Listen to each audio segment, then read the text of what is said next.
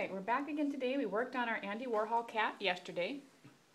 So now we're going to use our boards that we have, and I'm just going to use it on the newspaper, which is the first step that you're going to need to do, is to grab newspapers, set it on down, and you already have your boards ready to go, and we just use the newspaper just in case we spill a little bit. We don't have to worry about cleaning up a whole lot of that mess.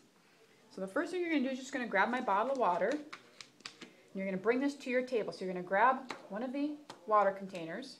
Your stuff is all ready to go. You have your paint palette. You're going to grab one brush.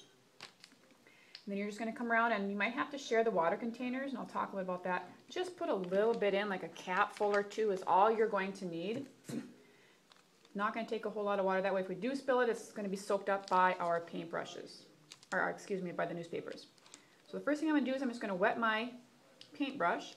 And for our cats, remember we talked about with Andy Warhol and the pop art, we want to have color. That's not a usual color. So orange might be the only color in here besides brown. We're not going to use brown. Orange I would let you use, but it's, I mean, cats can kind of be that color. Not necessarily what we have here, so that might be an okay one. But I'm going to go, I don't think I feel like using violet right now. So I'm just going to put a couple drops of that water in here. And you'll see how that just kind of forms a little puddle of color. I can make that more intense by not putting as much water in, or less intense by adding more water to it. So it's going to soak up a lot of paint onto here. And I'm just using regular paper. Your paper will absorb much better. And I'm just going to go around, fill that all in. And you can kind of see as I use it more and more, it gets a little bit lighter. So I can put a little bit more water in here, use what I have. And when we're using watercolors, we want to have that nice kind of soft pastel area to it, and we want to have it look like it's got a little bit of melting to it. That's fine. Okay, so that's one technique, just putting it into here, right onto here. So this is called wet onto dry. So that's definitely one technique we can use. Okay, the other technique that we use is we're going to just have started, and let's say I want to just do, you know, a certain area. So I want this head to stick out a little more than the background. I'm going to put a wet, just a glossy little area down. I'm just going to show you in one of these areas. I'm just going to outline it in the side. Now if the camera will pick up how it's kind of glistening a little bit. I don't want it damp, so if I were to lift this up, it's going to drip. I don't want it that damp. Just a little bit of that. Now I'm going to go back and take my water. I have wet, and I have wet. And if you notice, it's only going to seep as close to those areas that I've already gone. That's where it's going to soak in. And again, my paper is not going to do that as well. The thing with this one is when it dries, it's going to kind of give a little marbleized, different colored pattern to it. So that's another technique. And that one is wet on wet. So experiment with both of those a little bit. And then I'll just kind of finish up here around his head real quick, just to give you an idea of what we're going to do. And I'm using the wet on wet, and my brush has a little bit of color in it. That's fine. So really, this whole painting won't take us very long, depending on how dark you want to get into the certain areas that you're going to go. And if I don't like something, I can just go back and add that water to it, blend it on in, because that was kind of sticking together a little bit. I didn't like how that looked, so let's pull that together. All right, I'm kind of looking at how he has this little area underneath his chin. I want that to kind of stand out. Or maybe you have a spot or another area that you're looking at, and you want it to stand out a little bit. I'm just going to kind of push all this in. I'm going to go back and just really get a light wash. So there's hardly any color on my brush. I want that to really stand out. The other thing I could use is a paper towel. I didn't grab one right now, but I could just put a little bit of that and just dab a little bit of that off to kind of get it a little bit lighter. Just by using plain water, that'll pull that on off. So maybe I want this area to look like it's a little bit darker since it's underneath him. And that got pretty dark. So I'd probably go back and pull some of that color off, or use it in other areas. So the whole body of our cat is going to be one value. And if you remember from last year, we're going to have different tints and shades of that same color. So it's going to be a monochromatic kitty cat. You can kind of see how that line was kind of bugging me, so I just go back with just a wet brush and kind of fade that on in. I don't want to get it too wet, and this paper will get like that. That's just how it is. And fill in different areas. Make it lighter and darker in other areas. That's perfectly fine. Nothing wrong with that. I'm going to give, maybe I want his tail to be a little bit lighter, so I'm just going to do a little wash again with hardly any value on it.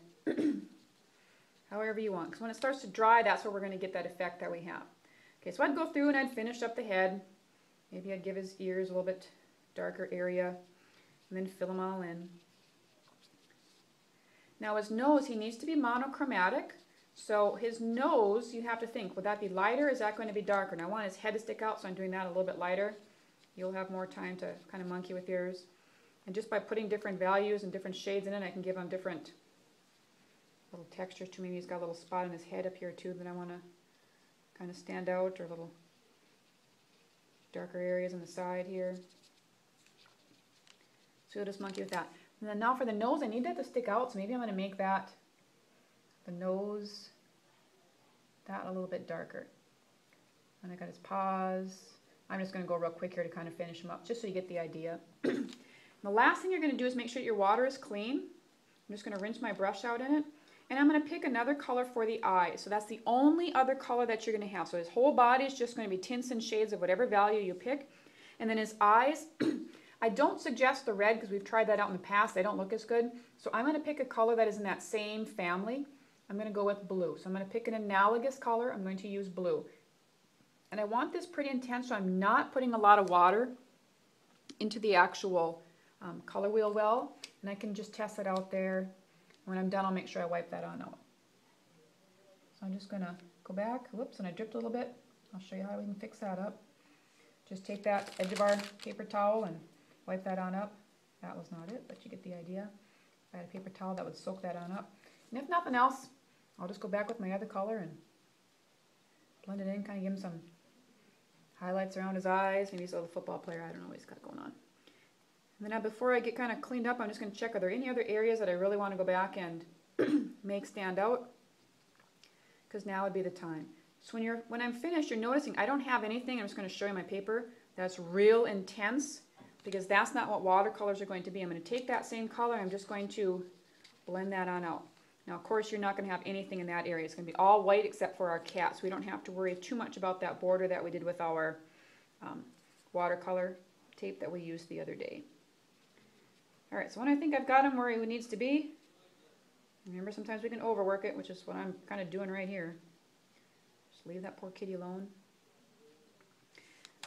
Once they're completely dry, when we come back, I'm just going to sign my name on it. So this one I would put, and I'm actually using my pencil. That's what I'm signing with, because remember the rest of yours is done with the Sharpie marker like we have over on here. So just find a spot towards that lower right hand corner and sign those. Do not take the tape off. We will do those when they're completely dry, because that was the whole point of putting that tape around the edges with that. So again, monochromatic kitty except for those eyes. Look, maybe put like an analogous color or something that you think will go well with it. In blue, cats could have blue eyes, so that's fine. That's not a big deal, but it does not have to be one. You could have green, any of those other colors. Except black and brown, I wouldn't use those. But any of the other ones you can certainly try.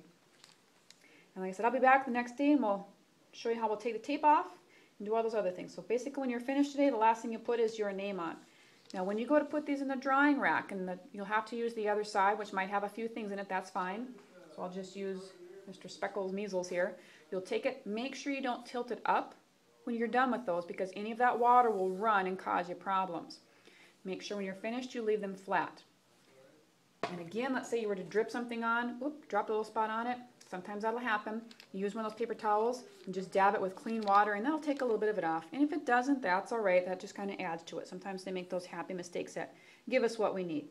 So again, your supplies should all be at your table. You'll bring the water to your table, put just a couple capfuls in. If it starts getting like this and you're sharing with someone that has a different color, make sure you dump that out and then put more water in. So carefully carry that to the sink and grab more water if you need to. But other than that, it's a pretty simple process. When you do finish, you have other things that you can be working on, or if you're done with everything else, you can sketch. All right, good luck and have fun.